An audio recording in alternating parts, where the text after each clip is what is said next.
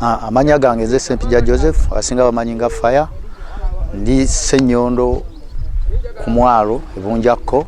So olw'ensonga eyo tuli basanyufu nnyo ffe ab'e Bunjakko okutwaliza awamu Bunjakko yonna nga kitundu kyaffe okutuleetera amaato g'empaka ku Bunjakko Beach, amaato ga Kabaka agagenda okubeerawo ng'ennaku z'omwezi 3. N'olwekyo abantu mwenna tubasaba mujje bungi ddala okulaba amaato ago, kunyumirwa wamu n'okwaniriza Katikkiro waffe wa Buganda yagenda okugulawo amaato ago wano wennyini ku Bunjakko Beach. So tusaba tiimu ezigenda okuvuga amaato ago zigenda kuba tiimu 18 ge masaza 18.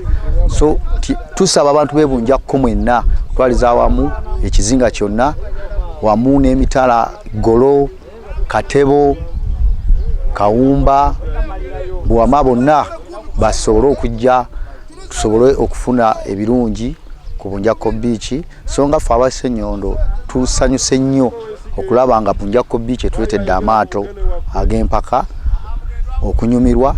So tusuubira nti abantu b'e Bunjakko mwenna abatunda ebyokulya ebyokunywa bajja kubanga mukola ssente ti enkulaakulana yeeyongeddeko ku lw'ekitundu kyaffe okubeerako beach ng'ate ereeta ebyemizannyo ng'ebyo ebikwatagana ku buwangwa.